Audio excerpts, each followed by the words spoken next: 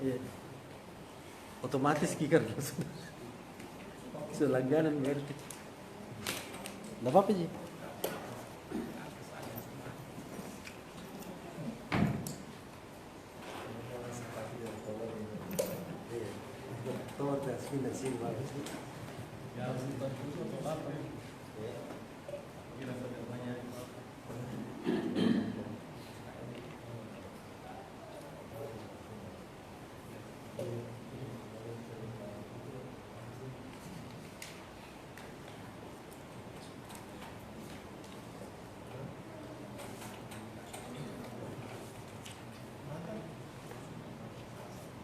Latar lagi ya. Terus lagi pakai. Oh diambil. Biar punya aja. Kan punya orang itu bukan perempuan. Salah di depan. Ke depannya perempuan.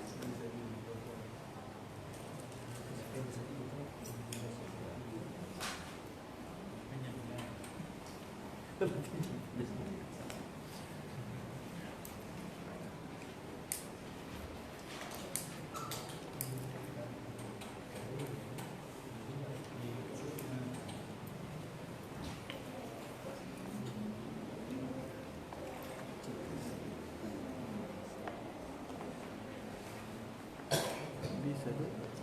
Oh tadi.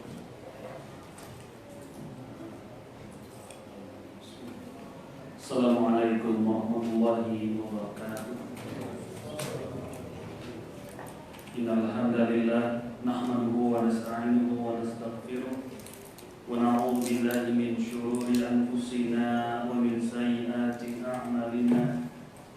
May yahdihillahu fala mudilla lahu wa may yudlil fala hadiya lahu. Asyhadu an la ilaha illallah wahdahu la syarika lahu wa asyhadu anna Muhammadan abduhu wa rasuluhu amma ba'd. Fa inna asdaqal hadithi kitabullah wa khairal hadi hadi Muhammadin sallallahu alaihi wa ala alihi wa sallam wa syarrul umuri muhdatsatuha fa inna kulla muhdatsatin bid'ah wa kulla bid'atin dhalalah wa kulla dhalalatin finnar. Ma'asyiral muslimin wal muslimat, jamaah rahimakumullah. Kita akan melanjutkan syarah hadis yang ke-7 dari kitab Al-Arba'in An-Nawawiyah. Pada pertemuan yang lalu, yaitu Selasa pekan yang lalu, kita sampai kepada penjelasan dari Al-Imam Ibnu Shalah rahimahullah ta'ala tentang maksud dari nasihat kepada kaum muslimin. Beliau mengatakan wan nasihatu li'ammatil muslimin wa hum hauna man ada ulil amri minhum. Yang dimaksud di sini nasihat kepada umumnya kaum muslimin adalah selain dari ulil amri. Jadi yang dimaksud nasihat kepada kaum muslimin dalam hadis ini adalah mereka selain dari ulil amri. Ya, ulil amri di sini maknanya yang pertama adalah pemerintah, dan makna yang kedua masuk juga makna dari ulil amri adalah siapa mereka? Ulama. Sebagaimana disebutkan oleh Al-Imam Ibnu Jarir At-Tabari dalam tafsir beliau ketika menafsirkan surat An-Nisa ayat 59. Ya ayyuhalladzina amanu atiullaha wa atiur rasul wa ulil amri minkum. Wahai orang-orang yang beriman, taatilah oleh kalian Allah secara mutlak dan taatilah oleh kalian Rasul secara mutlak. Wa ulil amri minkum, dan juga taatilah oleh kalian ulil amri di antara kalian. Ya, selama perintahnya tidak menyelisihi Allah dan Rasulnya. Jadi yang dimaksud ulil amri di sini adalah pertama pemerintah, yang kedua juga masuk dalamnya ulama. Di dalam hadis ini Nabi yang mulia sallallahu Shallallahu Alaihi Wasallam menyebutkan di antara nasihat ditujukan kepada li'ammatil muslimin, yaitu kepada seluruh kaum muslimin. Maksudnya adalah selain dari ulil amri, ya kita ini, irsyaduhum ila masalihihim. Yang dimaksud atau bentuk nasihat kepada kaum muslimin secara umum adalah irsyaduhum ila masalihihim, menunjuki mereka kepada hal-hal yang bermanfaat bagi mereka, sesuatu yang dapat memperbaiki mereka. Itu merupakan bentuk nasihat kepada kaum muslimin secara umum. Wa ta'limihim wa ta'limuhum umura dinihim, dan juga mengajarkan kepada mereka urusan agama mereka. Ini termasuk nasihat kepada kaum muslimin adalah memberikan pengajaran atau pelajaran mengenai agama mereka, ditujukan kepada mereka tentang bagaimana cara sholat dan yang lainnya yang berkaitan dengan arkanul Islam dan juga arkanul iman. Wa dunyahum, kemudian juga mengajarkan kepada mereka tentang urusan dunia mereka. Jadi termasuk bentuk nasihat kepada umumnya kaum muslimin dalam perkara dunia dan juga dalam perkara akhirat atau agama. Wa satru auratihim, dan juga menutupi, yaitu aurat-aurat mereka atau aib-aib mereka kita tutupi. Wasaddu khalatihim wa nusratihim ala a'daihim, termasuk juga nasihat kepada kaum muslimin menolong mereka dari musuh-musuh mereka, menolong kaum muslimin dari musuh-musuh mereka. Siapa musuh mereka? Musuh kaum muslimin siapa? Orang-orang kafir. Wadzabu anhum, kemudian membela mereka kaum muslimin. Wa mujanabatil ghish wal hasadi lahum, termasuk nasihat kepada kaum muslimin adalah jangan curang kepada mereka, menghindari curang kepada kaum muslimin, ya, dalam hal jual belikan atau yang lainnya. Ini termasuk nasihat kepada kaum muslimin, yaitu kita tidak boleh curang kepada mereka. Wal hasadu lahum, dan juga hasad kepada mereka, dan juga hasad kepada kaum muslim. Jadi termasuk bentuk nasihat kepada kaum muslimin menghindari curang dan juga hasad kepada mereka. Apa hasad artinya? Iri, dengki. Itu arti dari hasad, menginginkan nikmat yang ada pada orang lain hilang. Itulah arti dari hasad. Ketika kita menginginkan nikmat yang diperoleh oleh saudara kita menjadi hilang. Ya, sebagian ulama mengatakan hasad juga ketika kita menginginkan tidak terikat baik nikmat tersebut ada pada saudara kita atau tidak.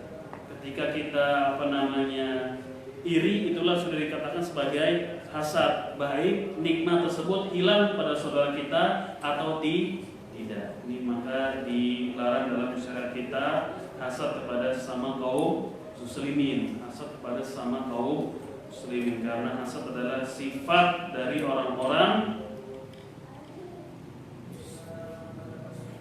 Hasad adalah merupakan sikap dari orang. Hasad merupakan sifat yang melekat pada orang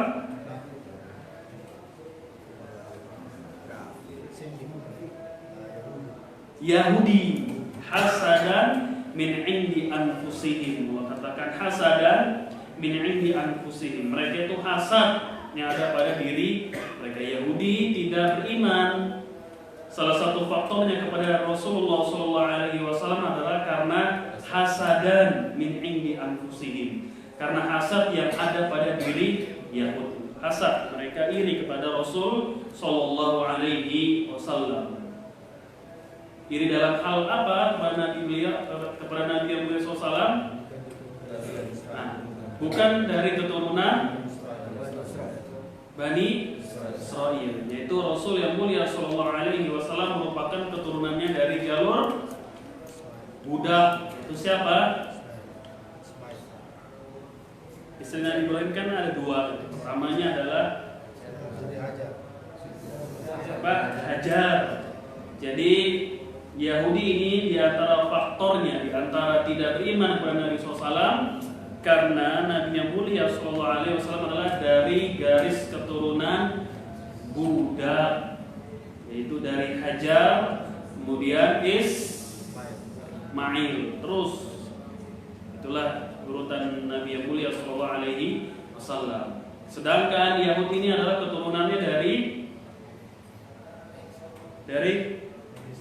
Sarah. Sarah punya anak siapa namanya? Ishak. Ishak nanti punya anak namanya Yakub. Nah, Yakub ini adalah Israel. Jadi Bani Israel itu adalah anak-anaknya Yakub. Dari sinilah keturunan Yahudi, bukan dari jalur yang Ismail ini, bukan. Mereka membangga-banggakan bahwa nanti akan ada nabi di akhir zaman kepada orang-orang musyrik. Mereka selalu mengiklankan nanti akan ada nabi akhir zaman. Ya, nanti akan ada nabi akhir zaman yang akan mengalahkan kalian wahai orang musyrik. Taunya ketika hadir bukan dari jalurnya Sarah, tapi dari jalurnya siapa? Hajar. Jadi hasad, maka tidak mau beriman kepada Nabi yang mulia sallallahu alaihi wasallam. Sama juga tidak boleh hasad kepada sesama kaum muslimin. Wa an yuhibba lahum ma yuhibbu li nafsihi. Termasuk nasihat kepada kaum muslimin, hendaklah kita mencintai bagi mereka. Itu selain kita mencintai bagi kaum muslimin apa-apa yang kita cintai untuk diri kita sendiri. Hendaklah kita mencintai, itu menginginkan menginginkan kebaikan kepada kaum muslimin sebagaimana kita menginginkan kebaikan tersebut ada pada diri kita. Jadi apa kita senang, misalnya kita senang diperlakukan baik oleh orang lain, sama kita pun harus memperlakukan baik kepada sama kaum muslimin. Kita nggak suka bagaimana, misalkan kita tidak suka diperlakukan oleh orang lain dengan sifat-sifatnya yang tercela, kita juga jangan mensifati selain kita dengan sifat yang tercela. Kalau kita ingin dihormati, kemudian orang-orang berbuat baik kepada kita, maka hendaknya kita juga menghormati dan berbuat baik kepada orang lain. Wa yukrihu lahum ma yukrihu li nafsihi. Kemudian termasuk nasihat kepada kaum muslimin, hendaklah kita membenci sesuatu yang kita benci. Sebagaimana kita membenci sesuatu yang kita benci, kemudian kita nggak mau hal itu terkena kepada selain kita dari kalangan kaum muslimin. Jadi hendaklah kita mencintai mereka sebagaimana kita ingin dicintai, dan membenci hal-hal yang buruk tertimpa kepada mereka sebagaimana kita tidak menginginkan hal buruk itu terjatuh pada diri kita sendiri. Wa ma syabaha dzalika, dan yang lain dari hal-hal tersebut, DLL dan lain. Wa ma syabaha dzalika. Itulah maksud dari nasihat kepada kaum muslimin. Pertama, nasihat kepada Allah. Bagaimana bentuknya? Dengan cara apa nasihat kepada Allah? Mentaatinya, mentauhidkannya. Kemudian bentuk nasihat kepada Nabi, bagaimana caranya? Menghidupkan sunnah-sunnahnya, mentaati beliau, menolong beliau sallallahu alaihi wasallam. Kemudian ada lagi nasihat untuk kitabnya. Bagaimana bentuk nasihat kepada kitab? Melaksanakan, mengamalkan kandungan dari Alkitab, membacanya, mentadabburinya, serta memuliakannya. Kemudian nasihat kepada pemimpin kaum muslimin, bagaimana bentuknya? Dengan menolong mereka dalam hal-hal yang baik, kemudian tidak keluar dari ketaatan atau kepemerintahan mereka, kemudian menasihati mereka dengan cara-cara yang baik yang dibenarkan dalam syariat. Kemudian yang dimaksud dengan nasihat kepada kaum muslimin adalah mengajarkan kepada mereka hal-hal yang bermanfaat, baik hal duniawiyah dan juga hal akhirat. Itu semuanya bentuk-bentuk nasihat kepada kaum muslimin. Baik, kita baca faidah dari hadis ini. Siapa mau baca faidah ini? Ya. Yang salah kandungan hadis ini adalah pertama, penjelasan tentang ahamnya kedudukan nasihat dalam agama. Yang pertama, mimma yustafadu minal hadis, yang dapat kita ambil faidah dari hadis kita ini yang keberapa ini? Ketujuh, bayanu azmi sya'nin nasihati wa azimu manzilatiha binad-din. Di dalam hadis ini, faedah yang pertama, dijelaskan tentang agungnya nasihat di dalam agama kita dan kedudukan dari nasihat tersebut. Di dalam hadis ini menunjukkan tentang pentingnya nasihat di dalam agama kita serta kedudukannya, baik nasihat kepada Allah, pada kitabnya, pada rasulnya, pada pemerintah kaum muslimin, dan juga kepada seluruh kaum muslimin. Yang kedua, keterangan tentang bentuk siapakah nasihat. ya, bayan yang kedua adalah bayanu liman takunun nasihatu.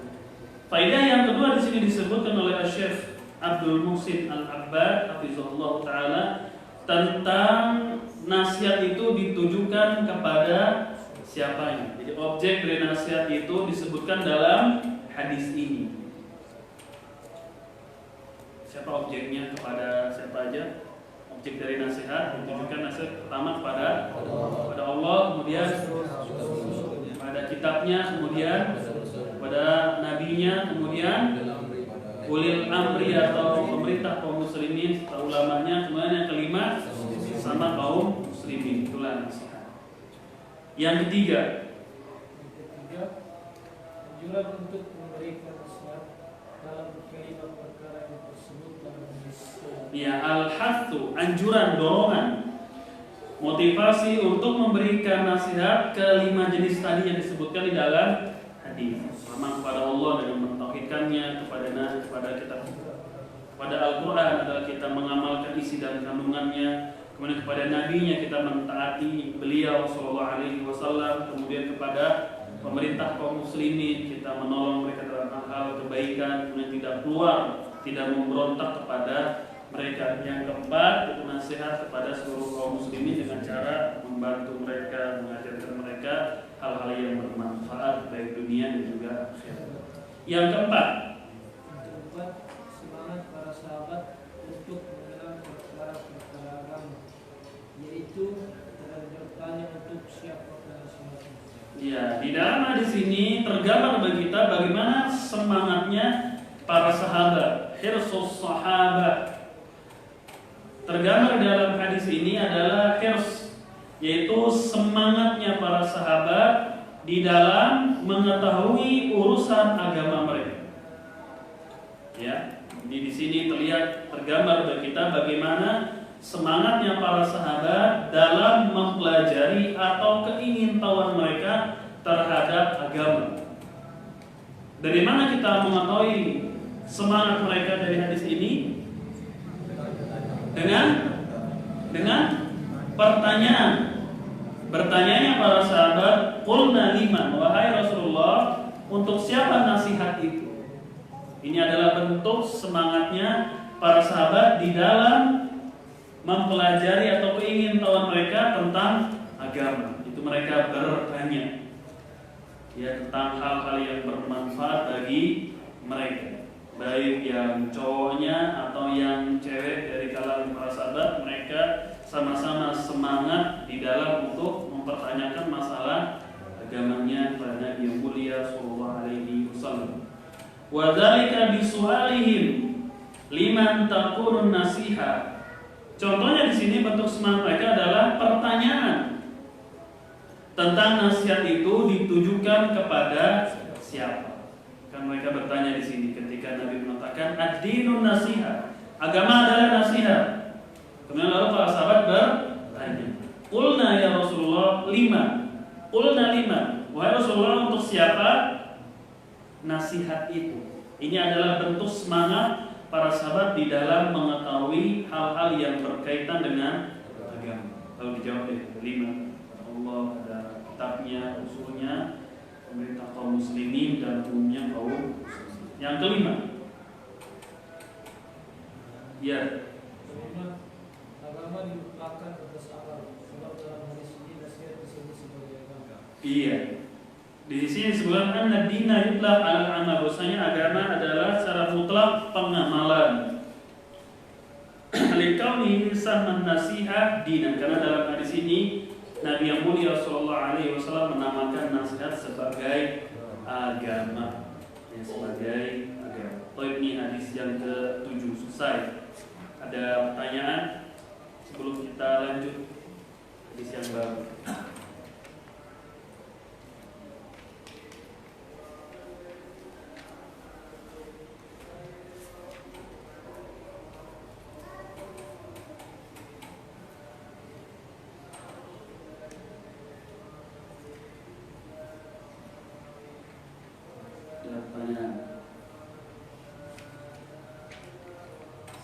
Iya, Pak. Kesimpulan tadi agama dimutlakkan atas amal.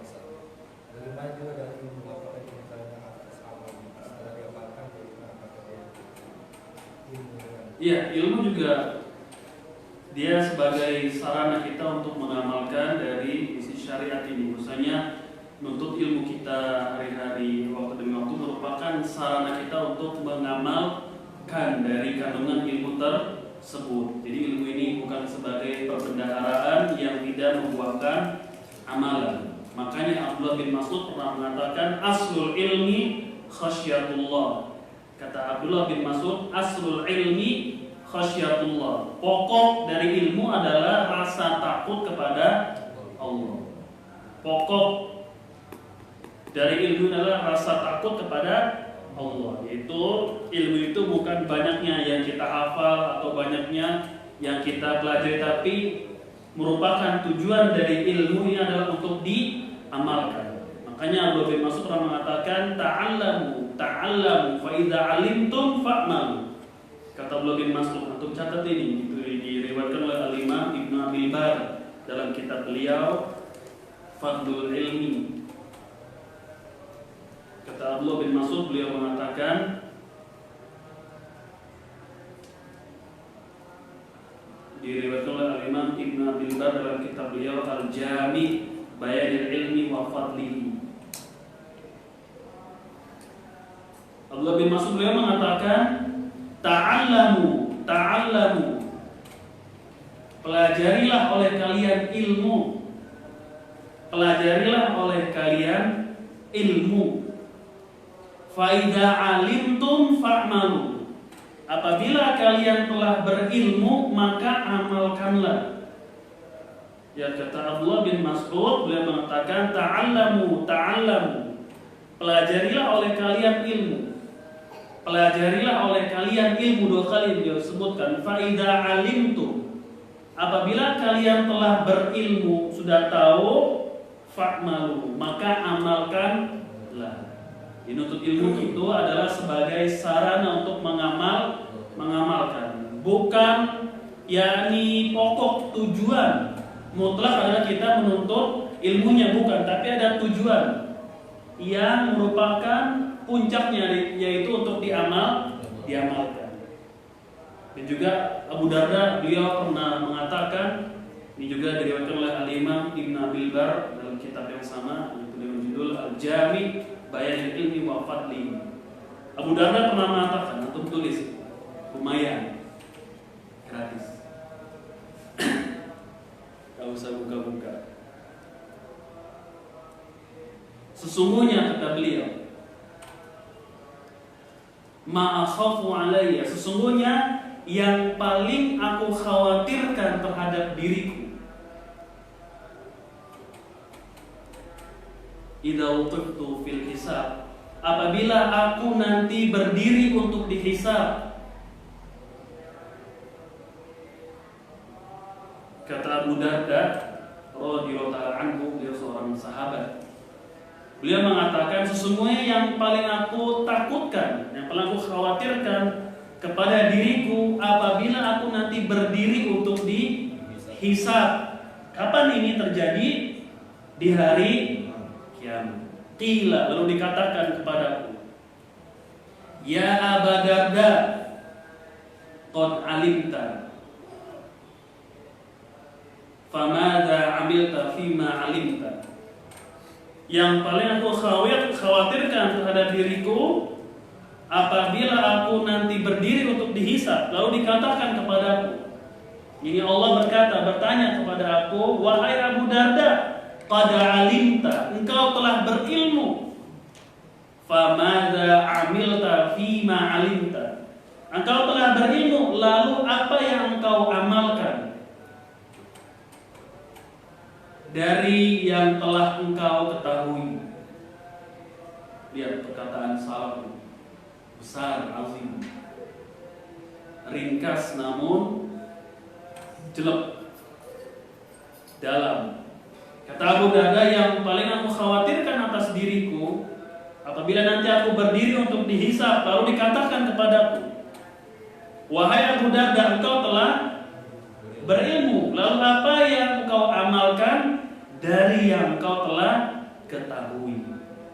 Ini adalah perkataan seorang sahabat Abu Darda radhiyallahu ta'ala anhu. Jadi pentingnya kita untuk mengamalkan dari apa yang telah kita ketahui, senantiasa berusaha dan memohon kepada Allah agar kita bisa mengamalkan apa yang telah kita pelajari, baik saya dan juga antum semuanya. Kita berdoa kepada Allah agar kita bisa mengamalkan ilmu yang telah kita pelajari, agar ilmu itu barokah nantinya ketika diamalkan.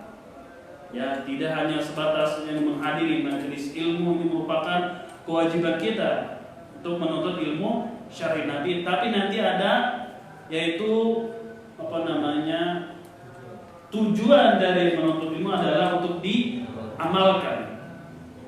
Tujuan dari menuntut ilmu kita adalah untuk diamalkan. Terus berusaha sedikit demi sedikit kita berusaha untuk mengamalkan. Ya, hari demi hari berusaha kita untuk terapkan dan amalkan dari ilmu yang telah kita ketahui. Karena nanti tidak akan bergerak juga kaki seorang hamba sampai ditanya tentang diantaranya adalah ilmu yang sudah kita ketahui diamalkan atau tidak. Kan Nabi pernah bersabda dalam hadis riwayat Al-Imam At-Tirmidzi dari sahabat siapa nama itu, anak agak lupa, dari seorang sahabat diriwayatkan oleh Al-Imam At-Tirmidzi, Abu Barzah Al-Aslami. Dari Abu Barzah Al-Aslami, ini hadis diriwayatkan oleh Al-Imam At-Tirmidzi, beliau sallallahu alaihi wasallam beliau bersabda, la tazalu qadama 'abdin yaumal qiyamah hatta yus'ala an arba. Tidak akan bergeser, tidak akan bergerak kaki seorang hamba sampai ditanya 4 hal. Tidak akan bergeser, tidak akan bergerak, nggak bisa melangkah kaki seorang hamba sampai ditanya kepadanya 4 hal. Apa yang pertama?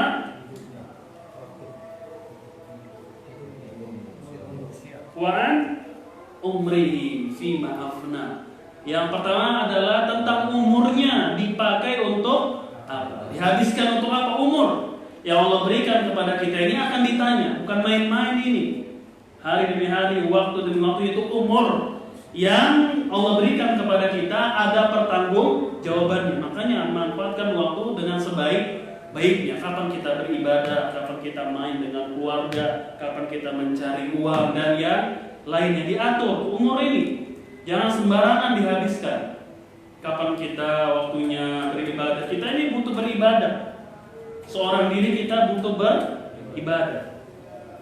Ya, kita kasih waktu kita untuk beribadah. Entah dari subuh sampai waktu terbit matahari kita fokuskan di situ beribadah dan yang lainnya.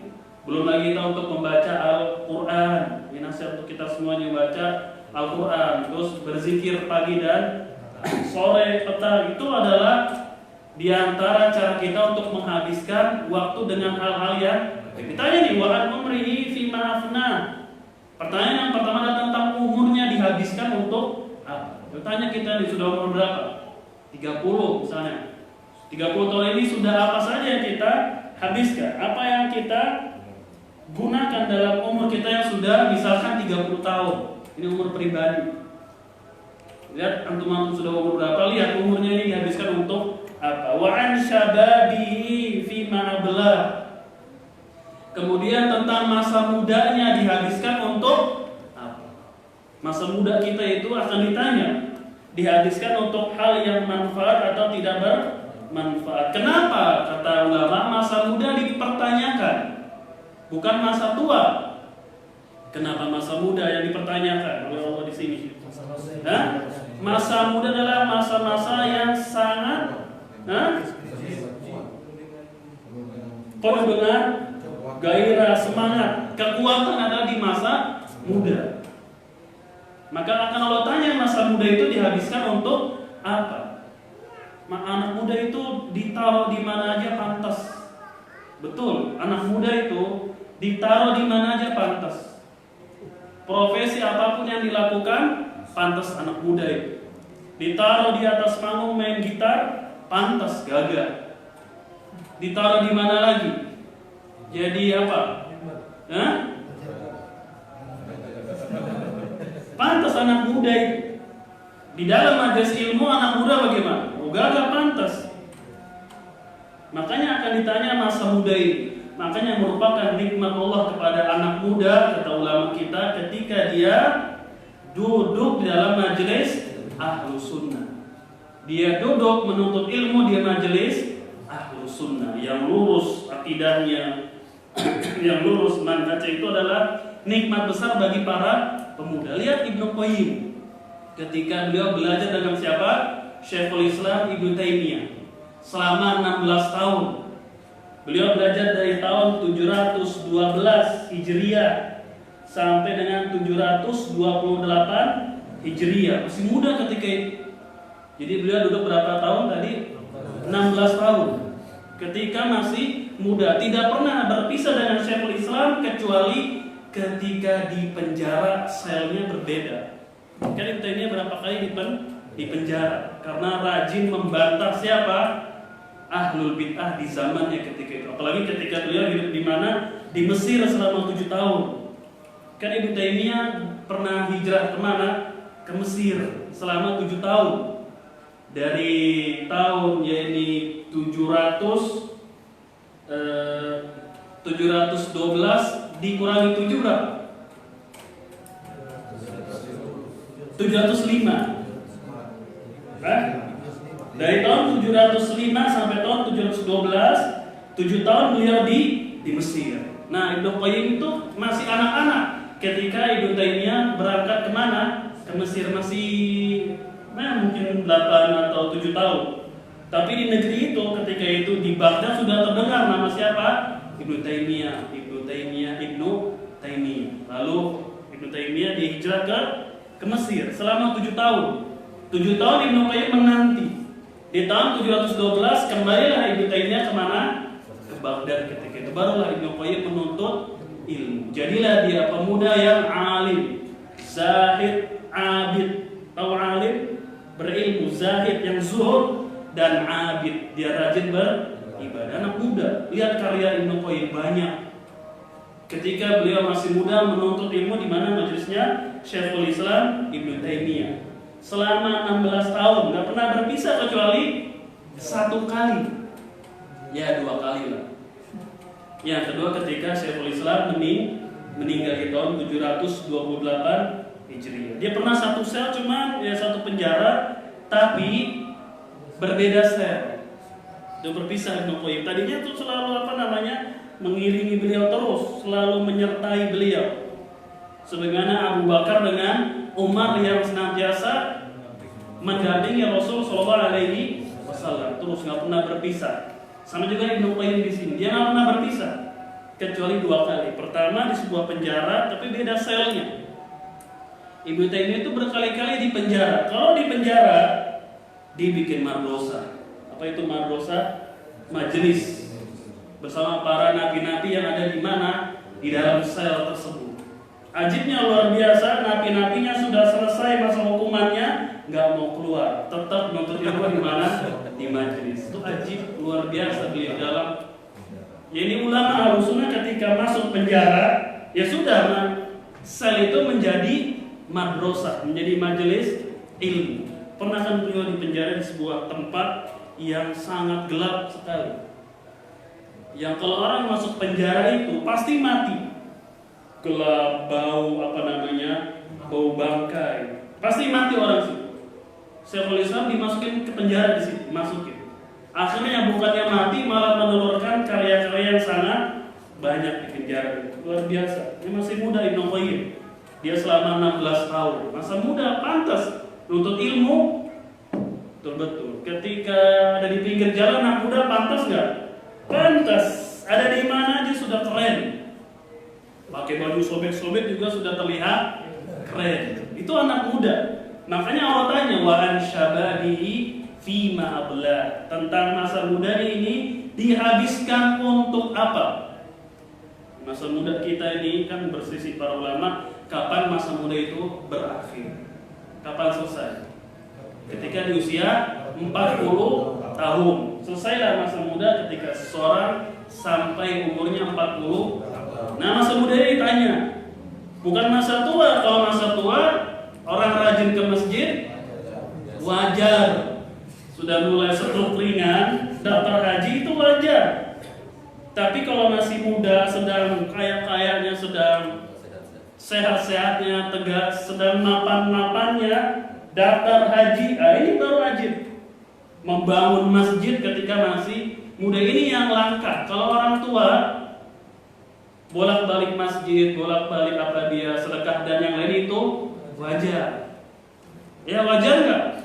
Ya sudah ingat sudah dekat ini umur, sebentar lagi wajar. Sisa hidupnya alhamdulillah dimanfaatkan untuk yang baik. Tapi ada juga makin tua makin kelabi, makin bangor. Ini yang nggak wajar. Tapi anak muda lihat. Kenapa ditanya? Makanya masa muda ini masa-masa yang sangat produktif. Oleh karena dalam hadis yang lain ada 7 naungan yang Allah naungkan di hari kiamat, yang tidak ada naungan kecuali naungan dari siapa? Dari Allah. Salah satunya siapa? Wasyabun nasya'a fi ibadatillah. Anak muda yang dia tumbuh besar di dalam ketaatan kepada Allah. Sulit nggak? Sulitnya antum yang belum kelar umur 40 manfaatkan masa muda ini untuk hal-hal yang ketaatan kepada siapa?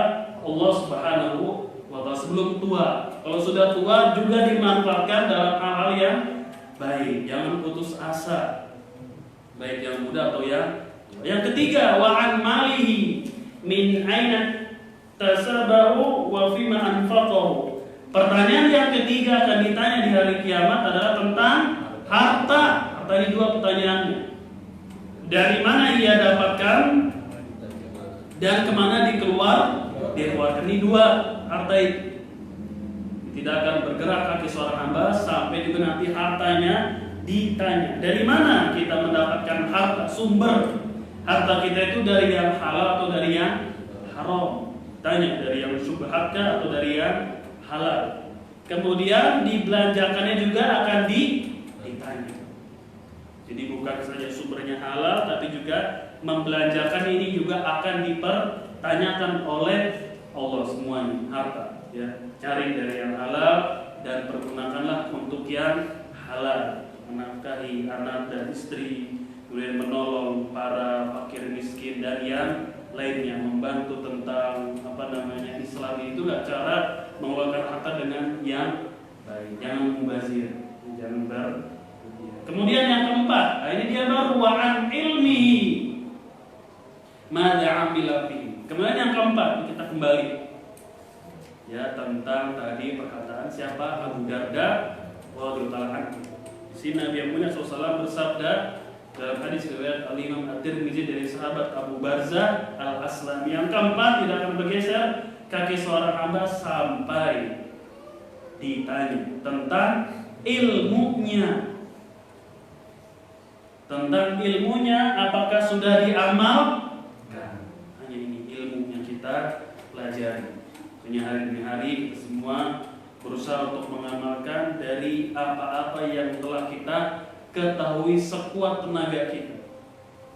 Ya, bukan berarti kalau ilmu itu nanti akan ditanya kita berhenti menuntut ilmu, bukan. Ya, bukan berarti ilmu nanti akan ditanya lalu kita stop undur diri dari menuntut ilmu. Kenapa?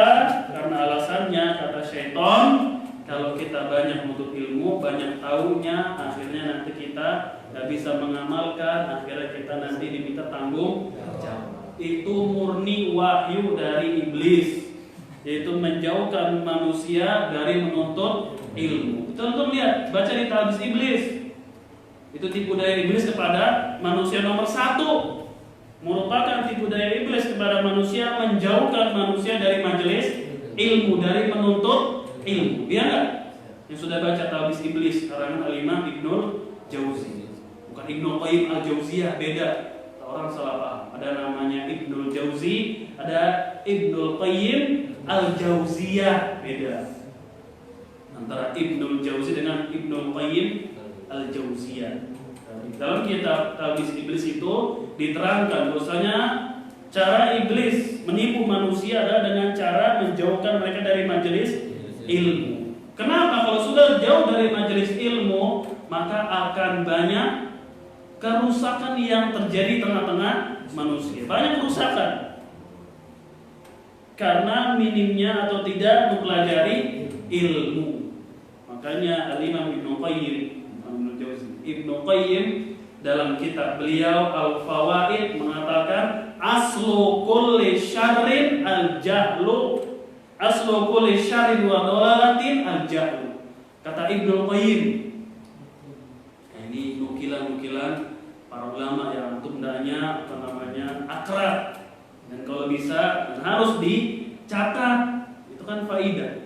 Kata Ibnu Qayyim gimana tadi? Aslu kulli syarrin wa dolalatin al-jahlu. Pokok dari segala macam keburukan, sumber dari segala macam keburukan dan kesesatan adalah al-jahlu. Apa itu al-jahlu? Kebodohan. Itu sumber dari segala macam keburukan yang ada di dunia ini. Kesesatan yang ada di dunia ini adalah kebodohan, al-jahl. Makanya tidaklah seseorang berbuat maksiat kecuali dengan kebodohan. Sekali lagi, tidaklah seseorang berbuat maksiat pasti karena kebodohan, kejahilannya. Setuju nggak? Hati-hati tanya juga, mana dalil bahwasanya yakni sumber atau tidaklah seseorang jatuh terhadap perbuatan maksiat kecuali dengan sebab kebodohan. Setuju? Ya, setuju. Sama dalil.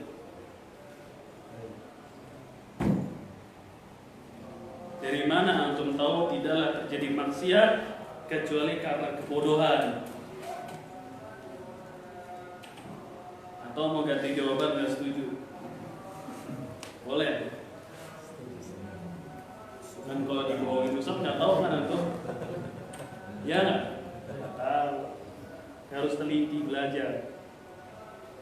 Tadi kita katakan bagaimana tidaklah terjadi sebuah kemaksiatan kecuali dengan sebab kebodohan. Setuju nggak? Setuju. Ya mana? Dalilnya antum mana? Qul hatu burhanakum in kuntum shadiqin. Berikan kepada saya, kepada kami hujjah kalian kalau kalian orang-orang yang benar. Mana dalilnya? Tidaklah terjadi kemaksiatan kecuali dengan sebab kebodohan.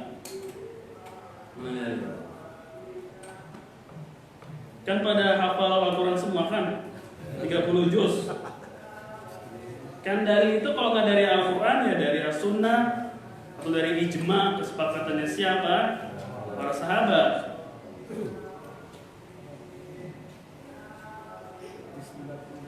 Terus 30. Ya.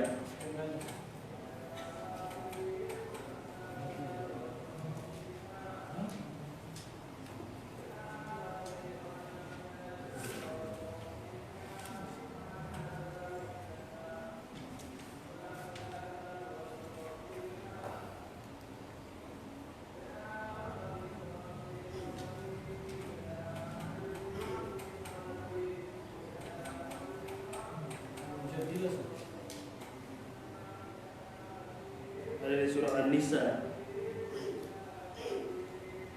Cuma nomornya enggak hafal. Kita lagi cari nomornya. Di situ Allah berfirman, "Innamat taubatu 'alallahi lilladzina ya'maluna su' bijahalatin." Cari sama antum. Innamat taubatu, sekitar ayat 70 sampai 90-an.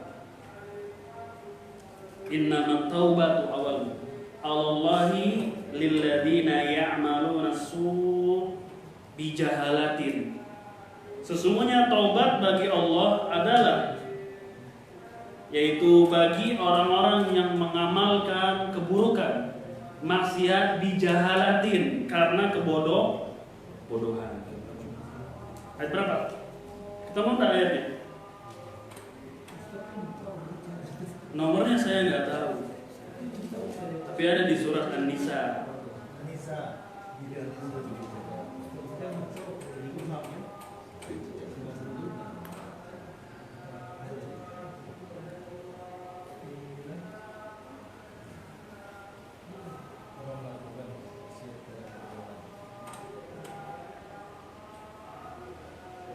Ketemu. Ya innamat taubatu 'alallahi 17.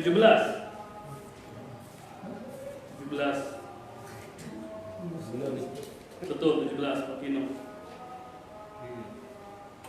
Iya betul 17. Oh, jazakallahu khairan. Ayat 17. Innamat taubatu 'alallahi lilladzina ya'maluna su'a bijahalatin. Di ayat keberapa tadi Pak Kino? Ayat ke-17. Di situ Allah berfirman, sesungguhnya taubat bagi Allah itu hanyalah pantas bagi mereka yang melakukan kejahatan karena kebodohan. Kayak dari sini ulama mengatakan tidaklah seseorang berbuat maksiat kecuali karena dia bodoh. Makanya tadi kata Ibnu Qayyim, pokok sumber dari segala macam keburukan dan kesesatan adalah kebodohan. Tidaklah kita bermaksiat, melainkan kita bodoh. Berarti lawannya bagaimana dari kata Ibnu Qayyim ini? Tadi Ibnu Qayyim mengatakan sumber segala keburukan dan kesesatan adalah kebodohan. Nah, lawannya bagaimana dari kalimat ini? Mafhum mukhalafah namanya. Pemahaman terbalik dari perkataan ini bagaimana? Sumber dari kebaikan dan lawan dari kesesatan apa? Hidayah. Aslu kulli khairin wa hidayatin al-ilm. Sumber dari segala macam kebaikan dan juga hidayah adalah ilmu. Berbeda enggak? Ketika seseorang menyembelih kurbannya, antara yang jahil dengan yang bahlul, dengan yang pintar, berbeda enggak? Berbeda. Pertama, apa bedanya? Yang alimnya mengetahui pastinya pisaunya atau alat untuk memotongnya tajam. Kemudian apalagi ada dari syariat, tidak boleh mengasah yakni pisau atau memperlihatkan yakni alat menyembelih di depan hewannya. Tapi kalau yang bodoh nggak tahu bagaimana? Bisa saja yang tidak ngasah di depan atau yang lainnya berbeda. Makanya ahli ilmu itu didoakan bukan hanya malaikat, tapi seluruh sampai hatal haitona, sampai semut-semut yang ada di mana? Di alam ini, sampai hewan-hewan yang ada di lautan mendoakan kepada orang yang berilmu. Kenapa? Kata ulama, hewan mendoakan orang yang berilmu. Kenapa? Karena orang yang berilmu mengajarkan kebaikan kepada manusia dan juga bagaimana bermuamalah terhadap hewan. Jadi manfaat ilmu itu dirasakan baik oleh manusia dan juga hewan. Manusia merasakan kebaikan ilmu dan juga hewan. Makanya hewan pun mendoakan bagi orang yang mengajarkan kebaikan itu. Betul tidak? Betul. Ketika memelihara hewan, bagaimana dalam syariat? Nggak boleh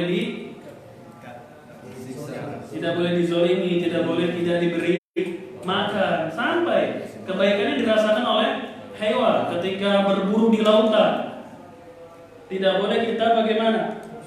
Merusak alam yang itu dengan cara membom dan yang lain, tapi dengan cara-cara yang normal. Kan nggak boleh membunuh dengan api. Itu dia, wallahu a'lam. Jadi ilmu ini adalah merupakan sarana kita untuk mengamalkan dari konsekuensi ilmu tersebut. Sebagaimana tadi perkataan dari Abdullah bin Mas'ud, kemudian perkataan dari Abu Darda radhiyallahu anhu, kemudian dari sabda Nabi yang mulia sallallahu alaihi wasallam tentang tidak bergerak kaki seorang hamba sampai ditanya 4 kali. Wallahu a'lam. Di surat An-Nisa ayat ke-17, dosanya maksiat itu tidaklah terjadi kecuali dengan sebab kebodohan. Makanya harus lanjut terus dalam menuntut ilmu. Justru kalau kita berhenti menuntut ilmu, terjadilah berbagai macam kemaksiatan. Tidak betul kalau kita banyak menuntut ilmu, banyak tahunya, nanti banyak yang dituntut untuk mengamalkan ilmu tersebut. Betul, dari sisi kita harus tetap terus menuntut ilmu syar'i, di sisi yang lain kita harus juga mengamalkan dari ilmu tersebut. Tapi bukan berarti berhenti dari menuntut ilmu. Akhirnya banyak kemaksiatan yang dilakukan oleh orang tersebut. Wallahu a'lam. Barangkali sampai di sini pertemuan kita.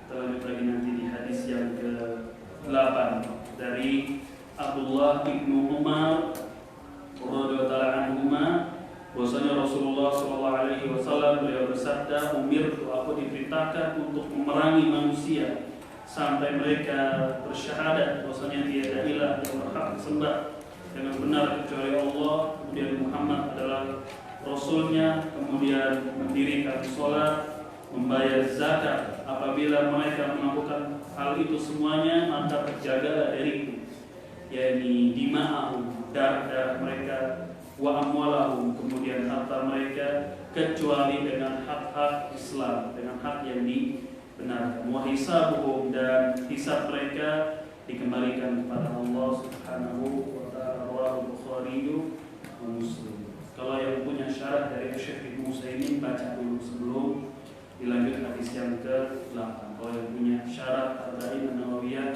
dari Syekh Ibnu Utsaimin, ana sarankan untuk dibaca. Ya Allah a'lam. Subhanaka Allahumma bihamdika asyhadu an la ilaha illa anta astaghfiruka wa atubu ilaik. Assalamualaikum warahmatullahi